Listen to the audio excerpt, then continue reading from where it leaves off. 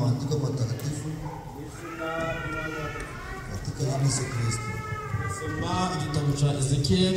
Tasoma kitabu cha Ezekiel. Ni ibice 18. Ni sura ya 18. Turahera ku murongo wa 19. Kuanzia mstari wa 19. Nasoma n'uwa 20. Tasoma hata na 20. Mu izina ry'Umwami wacu Yesu Kristo.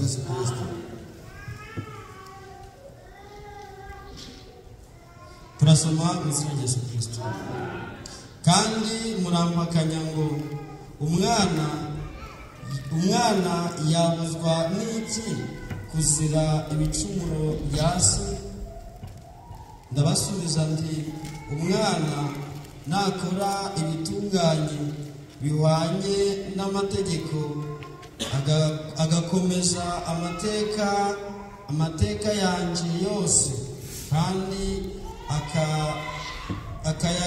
akayakurikiza, ni ukuri azabaho. Umurongo wa 20. Ubugingo bukora icyaha nibwo buzapfa. Umwana ntazazira ibyaha bya se, kandi na se ntazazira ibyaha by'umwana we.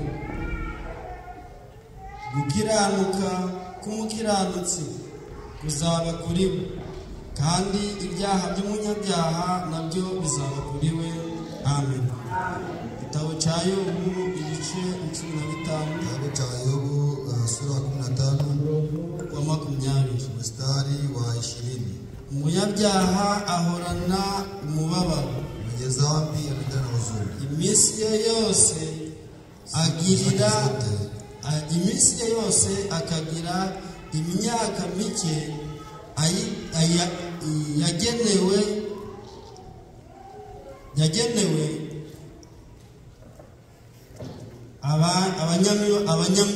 abanyarugomo. Mu myaka ye yagenewe abanyarugomo, uwo ni umunyabyaha. Ule ni mwenye dhambi.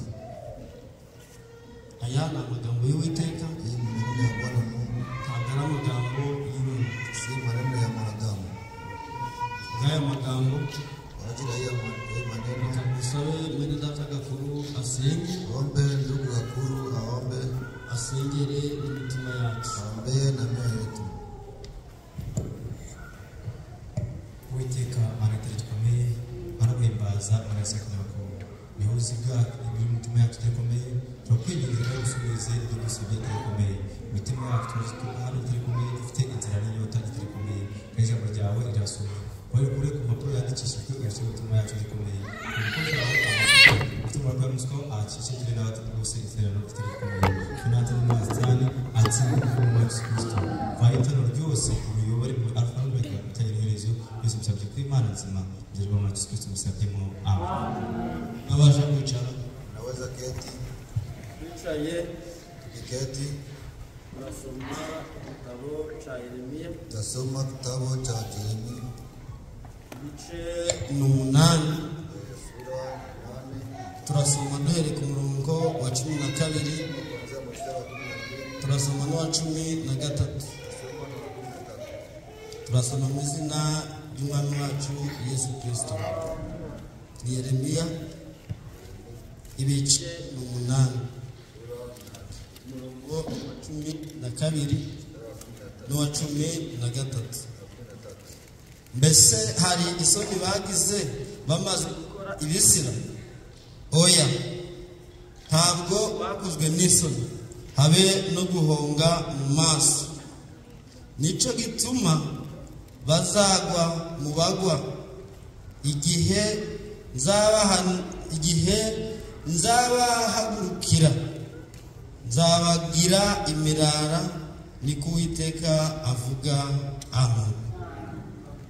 Imana ihereze umugisha amagambo yayo. Mungu abariki Mu maneno izina yake rya Yesu Kristo. katika jina la Yesu Kristo. Sinzi niba muyakunze. Sijua kama unavipenda. Imana yacu ihimbazwe. Mungu wetu ahimidiwe Mu izina rya Yesu Kristo. katika jina la Yesu Kristo. Nta kindi tuzabazanira Kuna chenye utawaletea atari ijambo ry'Imana, ila neno la Mungu. kuko ijambo ry'Imana ni ryo biryo byacu, Neno la Mungu ndio kandi chakula ijambo chetu. ry'Imana ni ryo ridukiza. Neno la Mungu ndio linatuokoa. Ijambo ry'Imana rigatanga imbaraga. Neno la Mungu linapana nguvu. Igihe muzabazanira ibyacu watawaletea vyetu. muzavuge muti Seme eti uhereye uyu munsi tangu leo Gerard il est disqualifié du ministère. wewe wache nani ukuwe ku mirimo toa ku kazi yako. muzabivuge Ubiseme ntabwo muzamukoze icyaha utakuwa unafanya dhambi. ariko nitubazanira ijambo Tukikuletea neno mupokee na salama yaache mahoro. mwakire amagambo y'Imana. Pokea maneno ya Mungu. turaganira ijambo rigira riti Tawala nasema eti haranira gukiranuka. wewe kabisa kuwa na bidii ya kuwa mwenye haki. haranira gukiranuka. Kuwa na bidii ya kuwa mwenye haki. ntabwo mwari mwabyumva. Baada hamja kusikia. haranira gukiranuka. Kuwa na bidii ya kuwa mwenye haki. ntacyo mparanire gukiranuka Ni kuwe na bidii ya kuwa kuko mwenye haki. abakiranutsi Kuwa wenye haki. nibo bazaragwa bwa bwami. Wataliti abakiranutsi wenye nibo haki. bazaja mu rugo rw'umwami wacu. abakiranutsi nibo bazajya mu ijuru. Ndio wataingia mbinguni. abakiranutsi nibo bazakira wa muriro w'itanura. Kutoka ile moto. abakiranutsi nibo bazaribatira abanyabyaha hasi Wenye haki ndio watafutia munsi y'ibirenge byabo. abakiranutsi nibo bazakinagira nk'inyana zo mu ruhongore. abakiranutsi nibo bazaba mu bukwe bw'umwami wacu Yesu Kristo. pamoja na Bwana Yesu Kristo.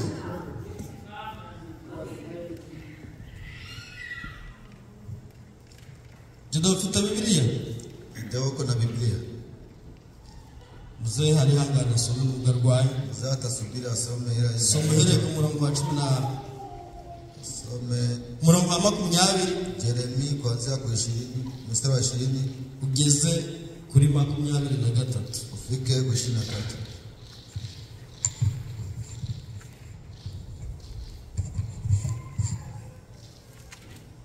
Igice cya munani. Isarura rirarangiye, iki kirashize, kandi tudakijijwe. Mbabajwe n'umubabaro w'abantu banje. Ndirabuye kwiheba kuramfashe. Mbese i Galeyadi nta muti womora uhari, cyangwa nta muvuzi uhaba? Kuki urugumo rw'ubwoko bwanje rutakize? Amen. wa 23. 23.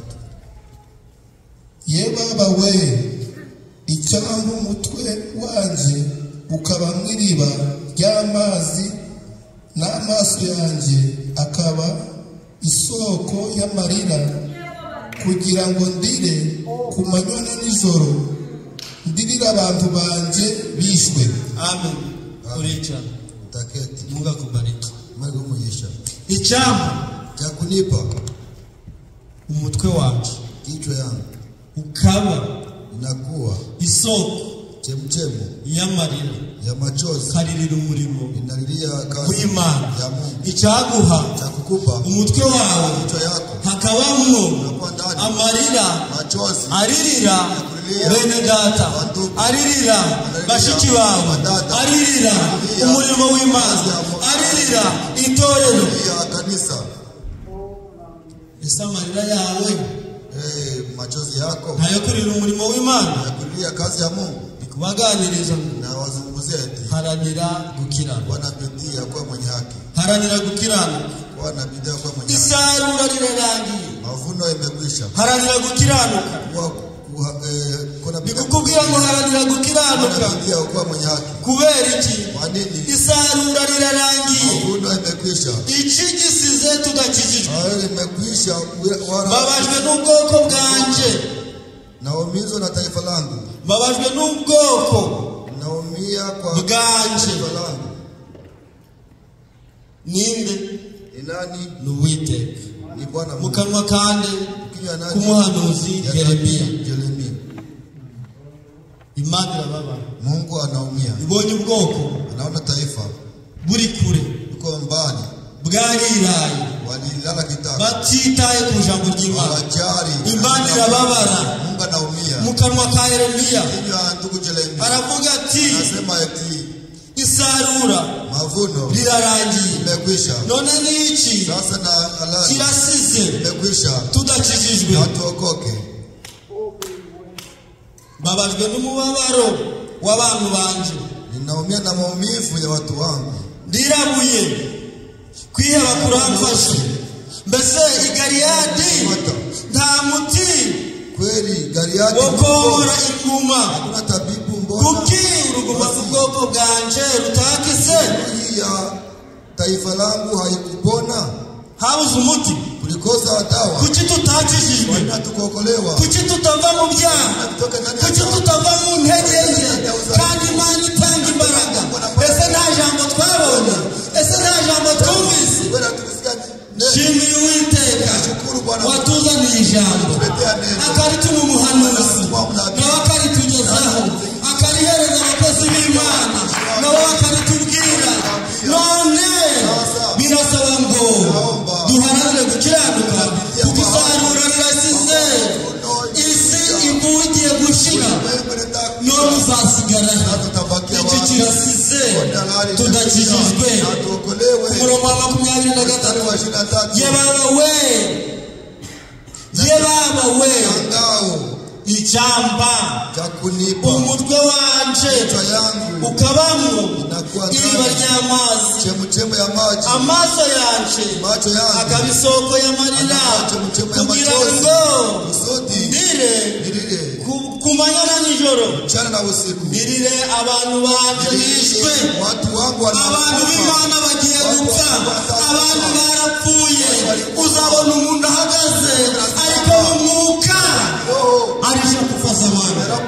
Imana ifite umubabaro mwinshi kubw'abo bantu bameze batyo, ariko nsabiye abateranye ngo uyu munsi n'umwuka ry'Uwiteka niwinangira umutima, n'umwuka ry'Uwiteka ry'Uwiteka rigukize. Nawe uharanire gukiranuka kugira ngo kuri wa munsi uzanezerwe hamwe n'Umwami wacu Yesu. Bisabiye bene data, bisabiye bashiki banje ngo mubigirire inyota mukumbure gukiranuka, kuko abakiranutsi nibo bazabona Imana. Mbese murabyemeye? Imana ibibahe mu izina rya Yesu Kristo. Imana yakoze imirimo ikomeye. Mungu alifanya kazi ya nguvu. Igihe yakuye Abisirayeli mu Egiputa, wakati alitoa Waisraeli ndani ya Misri, nyuma y'imyaka 400 bari mu buretwa, bari mu buretwa. Nyuma y'urupfu rwa Yosuwa ibakuza y'ukuboko kwa Mose kugira ngo ibahindure ubwoko bwayo. Natwe Imana yadukuye mu isi itujyana ahantu hitwa izina ryayo, nyuma y'imyaka irenga 2000 kugira ngo twakire agakiza. Iyo Mana yakaduhaye niyo mufashe tuyihimbarize ako gakiza Imana yaduhaye, tugakomerereho duharanire gukiranuka kugira ngo igihe kizamurwa natwe tuzabonekere mu bukwe bw'Umwana w'Imana. Imana ibambere umugisha mu izina rya Yesu Kristo. Nikubaganiriza ngo duharanire gukiranuka, ubiharanire, nanjye biharanire, data dusaba biharanire, mushiki wacu biharanire, mwene data nawe biharanire, abakozi b'Imana biharanire, kugira ngo kuri uriya munsi tuzafatanye n'abera banesheje kunezerwa mu bukwe bw'Umwana w'Imana. Imana ibahe kumva neza mu izina rya Yesu Kristo. Isarura rirarangiye, iki kigiye gushira, abantu batakizwa. None i Galiyadi habuze umuti, nuko umuti w'i Galiyadi gutubere gukira, gutubere gukira, twe kuma ngo dupfe, ahubwo nituma umuti w'i Galiyadi natwe duhabwe gukira. Ese witeguye gukira kuri uyu munsi? Witeguye gukira kuri uyu munsi? Imana igukize mwene data, mushiki wacu. Imana ikubere umukiza, ikubere umutabazi mu izina rya Yesu Kristo. Haranira gukiranuka. Ndikukubwira ngo haranira gukiranuka. Yobu yatubwiye biti. Yobu aratubwiye ati, umunyabyaha mwenye dhambi ahorana ahorana imibabaro. anaendelea na huzuni. Umunyabyaha Mwenye dhambi ahorana umubabaro. anaendelea na huzuni. Kubera iki? Juu ya nini? Kuko atazarama. Kwa kuwa yeye hatapata urithi. Umunyabyaha Mwenye dhambi ahorana umubabaro anaendelea na huzuni iminsi ye yose. siku zake zote. Mu minsi ye yose. Siku zake zote. Kuvuga ngo ni none n'ejo Sema leo, kesho na kesho yake. iminsi ye yose. Masiku yake. Ariko twebwe Lakini sisi biri kutubwira tunatuambia mu minsi yacu y'ubusuhuke tuyimare dutinya. Dutinya iki? Dutinya umwami wacu. Kumutinya ni ukugenda ute? Ni ukugendera mu magambo ye. Twayumva natwe tukayaturamo. Yatubwira ngo dukore natwe tugakora. Ariko umunyabyaha we ngo mu minsi yose yake yote ahorana imibabaro, anaendelea na huzuni. ahora ababaye kuko atazatezuka na gato Hata guhinduka imbere y'Imana. kuwa mbele ya Bwana. Abazuyazaje Anajua kwenye taelekea. ko naho yapfa Na wakati atafariki akagerayo akababa, anafika kule na kuwa na huzuni. ntabwo yashobora kugaruka Hawezi kurudia. ngabwira abanyabyaha bagenzi Mwenye be dhambi wenzake ngo mwe gukora ibyaha usifanye dhambi. kuko atabishobora. Kwa kuwa yeye hawezi liweza. Ariko ubu ndi kukubwira Lakini nakwambia eti haranira gukiranuka. kuwa na bidii ya Duharanire gukiranuka kuwa na bidii ya kuwa nibwo tuzabona Imana. Niduharanira gukiranuka niyo tuzajya mu bukwe bw'umwana w'intama. harusi ya mwanakondoo. Sinzi niba muri kubyumva. Jua kama mnasikia. Imana yacu Mungu ibambere umugisha wabariki mu izina rya Yesu Kristo. ndani ya jina la Yesu Kristo. Nta muntu Hakuna mmoja uzazira icyaha cy'undi. atafanya Buri munyabyaha wese kila mwenye dhambi azazira ibyaha bye. hukumu itakuwa kwa Abo umwana Abe mtoto azazira ibyaha bye. hukumu itakuwa kwa dhambi. Abo umugabo azazira ibyaha bye. Abo umugore azazira ibyaha bye. Hukumu itakuwa kwa dhambi yake. Hiyo ni kweli. Ni mwana ki? Ule mtoto ni mtoto gani? Numvishije ijwi Nisikia sauti nditaba ninaitika, ko data yarasigaye, lakini baba alibakia, mama yarasigaye, mama anabakia, kuri wanje kwa yarasigaye, yangu anabakia, batoya banje bankurikira barasigaye, abaturanyi banje barasigaye, wajirani zangu walibakia, ariko njyewe lakini mimi numvishije iryo jwi nisikia ile sauti nditaba. ninaitika. Niyo bigeze igihe Ikifika wakati bakashaka kurengerera ku byizero, wanatafuta kuvuka mpaka kwa kuamini kwangu, ntabwo ngiye kubwira mama na data ko bazarimba, nisiogope kuambia mama na baba kama wataangamia, kababwira ngo birambabaje na gusa kuambia vinanihuzunisha kabisa, ko muzakomanga ku rugi, wanakutabisha kumulango wa wundi mwanzi ule mlikataa, mukangibye unakataa vyake, ariwe nakoresha. yeye nitumikia, Yasigiye Petero urufunguzo, achia Petro fungulo, kandi Petero ibyo yabwirije narabyizeye, kandi Imana niyo yabimuhaye, nawe arabibwiriza, nanjye mbyumvishije bimbera agakiza. Petero niwe ufite urufunguzo, nimuzanzabana na Petero ndarahiye nkomeje ko mutazinjira. Ndabibabwiraga nabaambia mewe iyi icyaha cya Eri ntabwo kizakwihera. sababu ya yeye Eri afite imyaka imwemerera amahitamo, nawe icyaha cyawe ngo kireba Eri. Eri icyo afite amahitamo, katika uchaguzi wake, haranira gukiranuka. wewe kuwa na bidii, Numara kubiharanira kuwa na bidii, avanze n'ijambo, ibindi byazwe umureke. Ko naje mu byaha mubwire ngo twakatiya, ariko ntuzatinye kumuhugura kugira ngo icyo cyaha kitazakubarwaho. Ufite imyaka 18 wese ari hano akaba yumva ijambo ry'Imana akumva rimukozeho ndave mu byaha, birashaka atangamira. na kushidikanya azarimbuka. Umwana uzi ubwenge Yote mwenye na hekima akabaza ijambo ry'Imana akanga kurigendera, akanga gukora ibyo ijambo rivuga, icyo cyaha kizabarwa ku babyeyi be. Nasiko na nyoko wawe bo mubana ibyaha byawe biri kure yawe, weho wakira agakiza gusa ugakomerereho uharanire gukiranuka. Imana nizibuka tutapana mbinguni pamoja. Ndikuva mutangiye kubyumva, nasikia mnaanza kubisikia, mwabyumvise Mlisikia? Ndio. Gukiranuka kwawe Kuwa haki kwako. niwe kugiti cyo kumarira. Ina mafaa kwako. Gukora ibyaha kwawe Fanya dhambi kwako. nta niweho bizakora. Wewe utarudia. Fungura Bibiliya dusomere Yobu. Kwa Biblia tusomee Ayubu 35. 35. Soma umurongo wa 6 n'uwa Mstari wa 7. 6 na wa 7. Undi abari kudushakira Luka Wengine kwa tafuta Luka 16 16 ku murongo ahere kwa 22 mstari wa 22 hari 20 araza kuyimana. Ariko turahera muri Yobu. Tanzia kwa Ayubu 35. turasoma mu izina rya Yesu Kristo. Amen. Inzira yabo ibe umwijima 35. 35. Tena Elihu Yobu 35 Yobu 35 umurongo mstari. Acha tuangalie.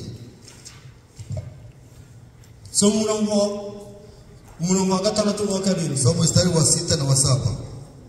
niba warakoze icyaha Ikiwa umefanya dhambi, Ninde? ni nani? Ni umunyabyaha. Mwenye dhambi. Niba wa munyabyaha warakoze icyaha, Ikiwa umefanya dhambi, wa munyabyaha we mwenye dhambi. uri muri iri teraniro ni kukubwira ngo wa munyabyaha we niba warakoze icyaha, Mwenye dhambi. niba warakoze icyaha hari icyo uyitwaye Ni nini? niki? Ni nini? Ninde? Ni nani? Ni Imana. Ni Mungu. Wa munyabyaha Wewe mwenye dhambi. niba warakoze icyaha, Ulifanya dhambi. usingimanira wewe, Na wale kama watauzini. usingimanira homa, Hata Mungu ataona. usingimanira Adamu, usingimanira nanirwa kuba mu mwuka wayo, usingimanira nanirwa kuba mu ijuru, Hata Mungu atashinda kukupa. usingimanira reka kwitwa Imana. Niba warakoze ibyaha, Imana izagumya iba Imana. Niba warakoze ibyaha, Imana izagumya iba mu ijuru. Niba warakoze ibyaha, Imana izanarimbura tu. Niba warakoze ibyaha, Imana izanazamura umugeni. Niba warakoze ibyaha, Imana izanarengera umukiranutsi. Mwenye haki. kandi ibicumuro byawe niba byaragwiriye nabyo biyitwaye None niba ibicumuro byawe nabyo niba warakangaga, Hata kama makosa yako ni mengi. aho ugeze hose Unafika mahali uracumuye, aho ugeze hose ni ucumuye ni fulani, aho ugeze hose, aho ugeze hose. popote. Imana bitwaye iki? Mungu anafanya nini? Ndikukubwira ngo, Niko nakwambia, nawe ndikukubwira ngo, wewe nakwambia, namwe ndikubabwira ngo, na Dusaba ndikumubwira ngo, na Eli nawe ndikumubwira ngo, na Gidewo ngo duharanire gukiranuka. Kuko umunyabyaha niba yarabikoze ntacyo bitwaye Imana, niba yaracumuye nabyo ntacyo bitwaye Imana. Uwa karindwi, wa 7. niba uri umukiranutsi hari icyo uyihaye niba uri umukiranutsi Kama uko mwenye haki, Imana uyihaye iki? Uri gukiranuka kugira ngo Imana izakubaraho gukiranuka. None nudakiranuka Imana ikakubaraho gukiranirwa, uzayirega iki? utamshtaka nini? Uzayirega iki? Utamshtaka nini? Iyicarire. Shikalie. Abanyabyaha Mwenye dhambi. ntacyo batwaye Imana, abacumuye nabo ntacyo bayitwaye, n'abakiranutsi bari gukiranuka ku bwabo kugira ngo bazabihemberwe. None nudakiranuka ibihembo byawe byo mu ijuru uzabikura he? Haranira gukiranuka uzabone kuririmba ijuru. Naho nudaharanira gukiranuka njyewe nzabiharanira, nudaharanira gukora ibyiza njyewe nzabiharanira, nawe uharanire ibyawe. Uko na bidii yako. Imana ibaye iki? Mungu anakufa nini? Ifite ibihumbi 7 bitandukaniye Bali na Ashera, yarabyibikiye. Nudayipfukamira izakoresha ibiti n'amabuye, nibyo bihumbi 7 biracyari. Ndikubwira bera b'Imana ngo duharanire gukiranuka, nibyo tuzambikwa ikamba ry'ubugingo. Imana ibambere umugisha mu izina rya Yesu Kristo. Dusomera imigani 30 na 32. Kama Methali 33. Umurongo wa 32. uwabonye uwo ari we wese yasoma. Yote alipata asome. Turi kuganira ngo haranira gukiranuka. Nasoma kwa na bidii kwa mwenye haki. Ibice 30 umurongo wa 32.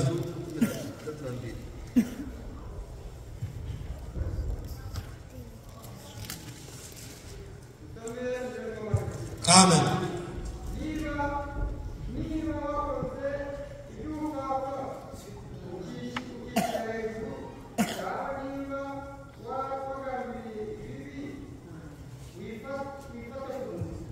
Jikarire. Niba warakoze iby'ubupfapfa, Ukiwa umefanya kipumbavu, ukishira hejuru kwa kujinua, cyangwa niba au ukiwa waragambiriye ibibi, umewaza mabaya, kuva uyu munsi tangu sasa Ingora funge kinywa yako. Komera. niba hari ibyo wagambiriye gukora, kama uliwazia kufanya guhera mabaya, uyu munsi tangu sasa unyamaze. unyamaze, Ni ukuvuga ngo niwongere kubikora, uweze kutenda, ahubwo wihane, uharanire gukiranuka. uwe haki.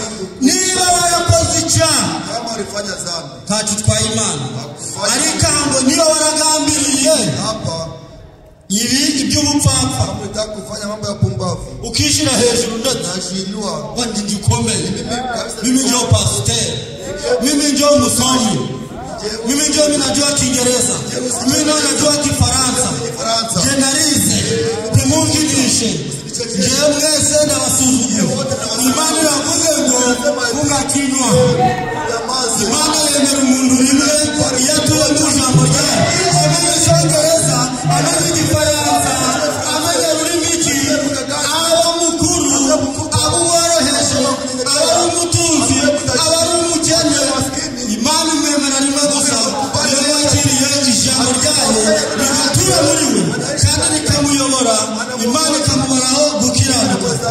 Ariko ibyo wakora byose unazifanya utubaha ijambo, kama utinde, uyu munsi ijambo riravuze ngo leo neno nasema ceceka nurangiza uhinduke. nyamaza, ukimaliza ubadilike. Bene data bashiki bacu, Geuke, wadugu na wadada, mwemereye guhinduka, bali kugeuka, duhindukire Imana, bali tugeuke, nayo izatura muri twe kandi izagendera muri twe. Tuzaba ubwoko bwayo, tuzaba abahungu n'abakobwa, nayo izaba Imana yacu, izagendera hagati muri twe kandi izaturana natwe, tuzaba turi bose. Imana yamera umugisha mu izina rya Yesu Kristo. Turi kuganira ijambo rigira riti haranira gukiranuka, wana bidii ya kuwa, haranira gukiranuka. wana bidii ya kuwa mwenye haki. Ninde wabonye Luka Nani alipata Luka 16:22? 16:22. Uramanuka usome iyo mirongo Utashuka usomele mistari. bisoza. Amen. Oya 16:22. 16:22. Luka 16:22. Luka 16:22. Amen. Bukeye kucha, umukene maskini arapfa. anafariki. Kubabwira ngo Nawaambia duharanire gukiranuka. tukue na Nubwo waba umukene tukue maskini, ariko mu mutima ndani ya moyo wako Senyera atuyemo, Mungu akiishi ndani, uharanire gukiranuka. tukue na bidii ya kuwa haki. Utuze Uwiteka mu mutima wawe, Mungu ndani ya moyo wako, gukiranuka kwawe kuwa haki kwako kube kwinshi ukue nyingi kuruta ibindi byo wakwifuza. zaidi ya vile vile tunastahili. Bukeye umukene arapfa. Kucha maskini anafariki.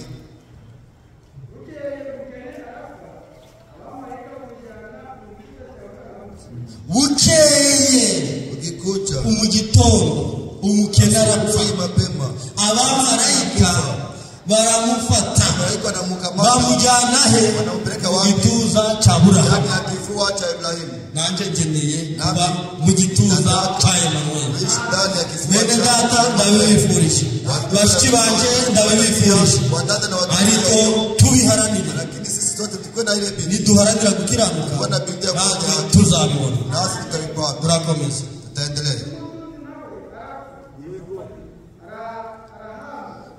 Hagarara. Simama. bukeye umukene arapfa abantu bajya mu gitunda cya Aburahamu bukeye umutunzi nawe arapfa arahambwa anazikwa si bapfuye bombi walikufa wote ikuzimu kuzimu no mu gituza cya Aburahamu na ndani ya kifua cha Ibrahimu. komeza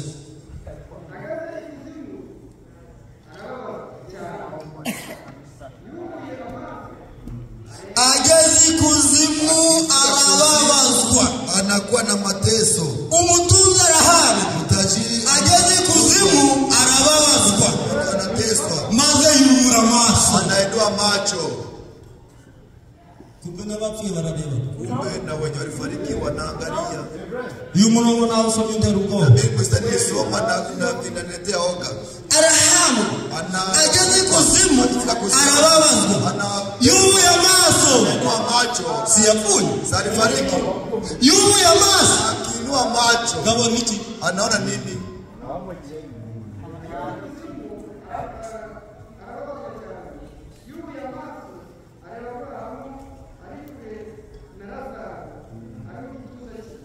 Aburahamu ari he Ibrahimu ari he akamwona yuko wapi? ari kumwe nande Yuko pamoja na nani?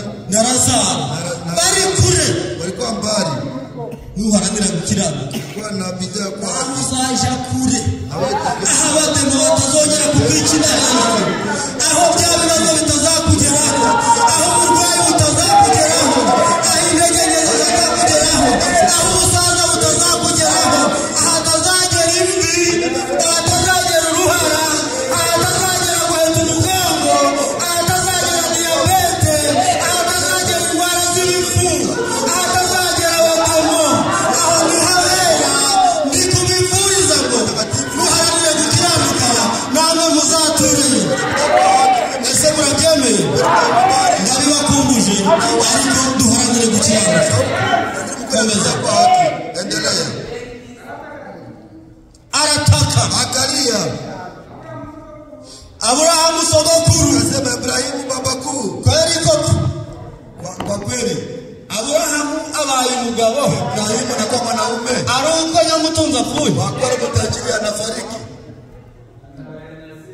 reka nkubwize Acha nikwambie kweli. umuntu upfuye atizeye Anafariki bila kuamini. kugira ngo azagaruke avuge ubutumwa hano Yasema mchumba. bwumvikane Hausikie. bizaba bigoye Kwani kabisa ni. ngira ngo ni bya Mose na Eliya mwarabyumvise Mose na Eliya mlisikia. urumva nabo bazabica kandi ari abakiranutsi Watakufa akawa ni wenye haki.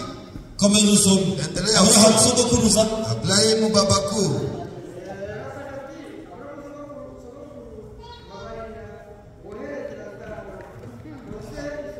buhagaze Kuna sema pale. imana yacu abarira bamaze gupfa Mungu wetu arehemu. imana yacu abarira bakiri bazima Arehemu wenye kidari hai.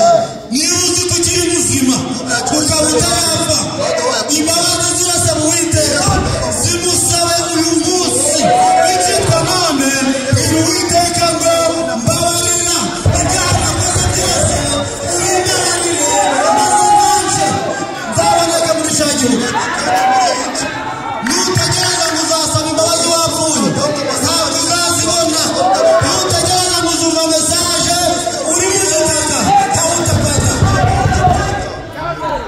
babwije ukuri ikorana n'abazima kandi ikorana n'abapfuye imana yacu ikorana n'abazima itanga ubutumwa ku bizera bari kubyumva nubyumva none nawe witaba none numva ijwi ry'uwiteka nawe uryitabe uyu munsi ugihumeka numara gupfa bizaba bisise komeza Endelea.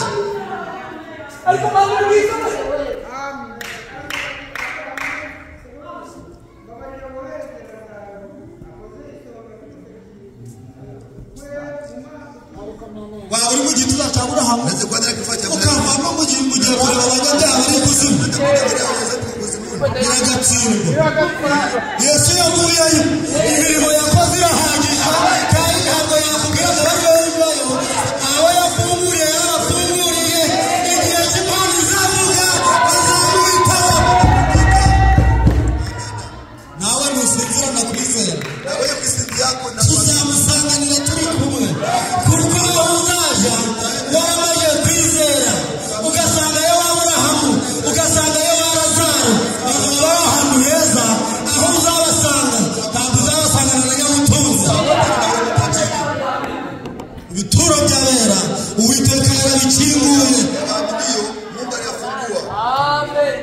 umukiranutsi ntapfa mwenye haki hafariki arasinzira kandi iyo umuntu asinziriye aba yiteze gukanguka agakanguka ari gusangirira n'abandi ku meza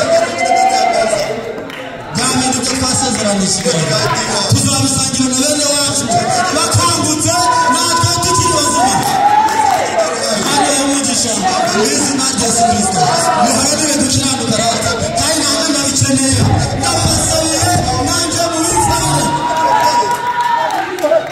komeza endelea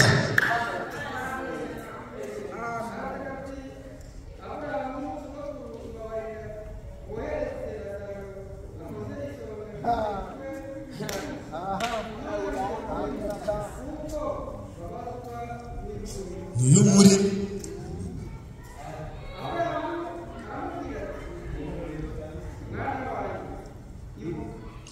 Aburahamu aramwemereye Abrahamu alimkubalia kuva wanyise sogokuru yulita babaku nje kwemereye ku mwana we na mimi nakubalia kwa ariko ninjye gusa lakini vile tu nta bintu nashobora kugukorera kufanya vingine nuko mubwira ngo umwana wanjye sasa anamwambia mtoto wangu ibuka ko wahawe ibyiza kumbuka ya kwamba ulipewa vizuri reka nkubwire mwene data acha nikwambie ndugu nubona ibyiza ukipata mema uje wishimana na bene data kuwe na furahi pamoja na nubona watu ibyiza ukipata mema uje wishimana na bashiki kuwe na bawe furahi pamoja na wadada zako nubwo yaba atagira ibirato ingawa hawezi kuwa na viato uzababazwa no kumugurira isiri uhuzunishwe na kuuzia uzatuma Imana ikwibuka acha Mungu nubwo anakumbuka yaba adafite ibirayi ingawa yeye hana virai n'umujanira n'ibirayi bitanu naho yabyonsa itano ingawa nazi bichoma Imana izabyandika Mungu ataviandika ibuka ko wahawe ibyiza byawe ulipata mema ya kiriho kingali hai komeza endelea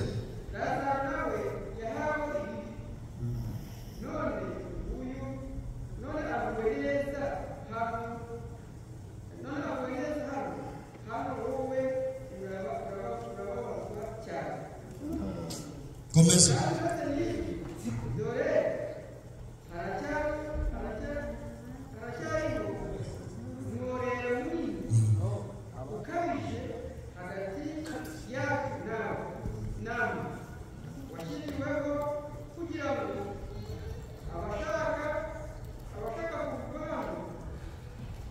va hano toka hapa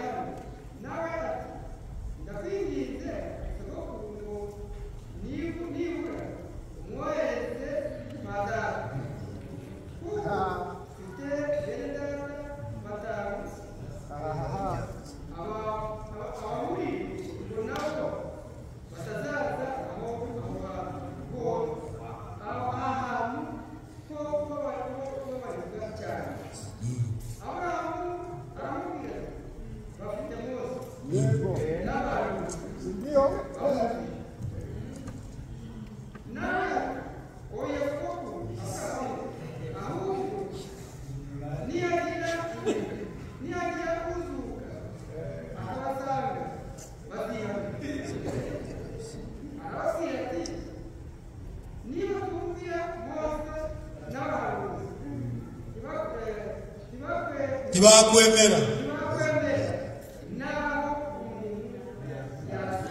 amina Imana imuhereze Mungu akubariki iyo umuntu yamaze kati mtu alishafariki none yamaze kugera aho Imana yamuteguriye ilishafika mahali Mungu alimwandalia nta negosiyasiyo hakuna mawasiliano unegosiye ukiri muzima ubabarira ukiri muzima naho wamaze gupfa niyo warira amaraso mbese Imana ihangayitse nabyo niyo warira ukarira n'ibindi bikagwa niyo wapfukama amavi agakoboka Mungu ahangayike yakubwiye ujya ufite amatwi yo kumva none yakubwiye uramwumvira utakiyafite kajya kunegosiye abamaze gupfa nta mwanya wo kubabwira ubutumwa ahubwo tubwira abakiri bazima abamaze gupfa nta mwanya wo kunegosiye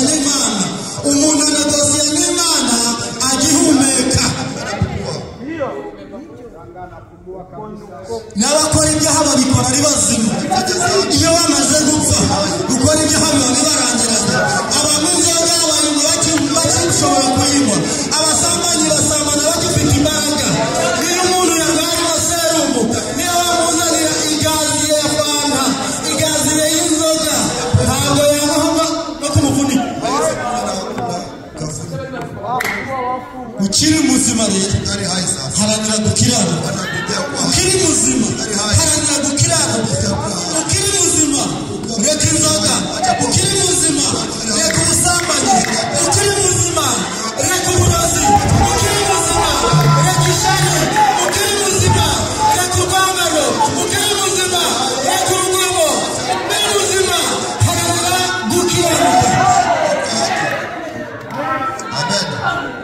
utaracirwa urubanza ukiri muzima haranira gukiranuka nibwo uzabona imana ngo ntabwo byoroshye kugira ngo abari hano baze bagere iyo yuri ni nayo turi ni kure usibye n'ibyo byose hagati yacu namwe kuna mupaka hari bariyeri itatwemerera kugerayo hagati yacu n'abatizera hari umurongo ntarengwa ababyizeye imana bahamugisha mu izina rya Yesu Kristo. Paulo aduhaye akabando. Paulo anatupatia siri. Paulo aduhaye akabando. Paulo anatupa siri. Mudusomera Abakorinto ba mbere. Soma Wakorinto wa kwanza 11. Abakorinto ba mbere 11. Umurongo wa 31. Ntabwo byoroshye. Ngabatize nabize bongere babonanire ahantu barapfuye. Habiwezekani. nta muntu wari wahabona Abakorinto ba mbere ibice Wakorinto wa kwanza 11:31. umurongo wa 31.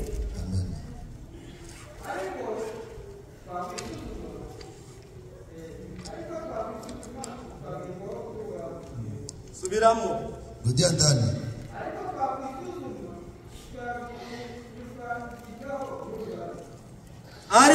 Lakini kwa kuisuzuma tungejipambanua.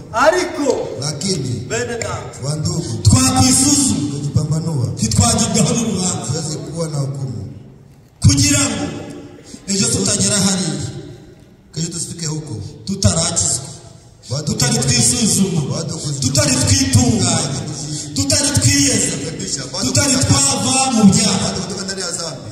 Wa munyabyaha Mwenye dhambi. va mu byaha bicitwa umunsi. Ndani ya dhambi. Wa munyabyaha Mwenye dhambi. niguhamagara umunyabyaha Mwenye dhambi. ngo nave mu byaha bicitwa uyu munsi. Niguhamagara umunyamafuti ngo nayereke bicitwa uyu munsi. Niguhamagara umunyeshari ngo nabireke bicitwa uyu munsi. Niguhamagara umusambanyi ngo nawusezerere bicitwa none. Niguhamagara umurozi ngo nawute bicitwa none. Niguhamagara umunyeshari ngo abite ku ruhande bicitwa none.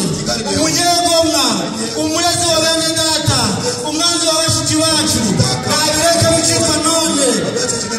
Ndikumuhamagara wakwisuzuma ntiwakagibwaho n'urubanza. Mekayini wakoze byiza wowe ntiwakwemerwa. Niba warakoze icyaha Kama walifanya dhambi. ntacyo Imana ibaye. Hakuna kitu unafanya. N'ibicumuro byawe niba byabaye byinshi bikaba byaragwiriye ntacyo Imana izaba. Ntabwo Imana izagabanyuka izakomeza yitwa Imana. Itaendelea kuitwa Mungu. Ninde ushaka guharanira gukiranuka hamwe nanjye? Atakwenda kupitia kwa haki. Ninde ushaka guharanira gukiranuka hamwe nanjye akareka ingeso mbi agafata ingeso nziza akagendana n'ijambo akaba ari ryo rimuyobora? Ninde ubishaka? Ninde ushaka guharanira gukiranuka? Ninde ushaka kuva mu byaha? Ninde? Ninde ushaka kuva mu byaha? Iyo umanitse akaboko gushaka kuva mu byaha ni ikimenyetso kigaragaza ko imbere y'ijambo ry'Imana njyewe natsinzwe. Imana ndakwinginze ngo umbabarire ungeze utunganye umbareho gukiranuka.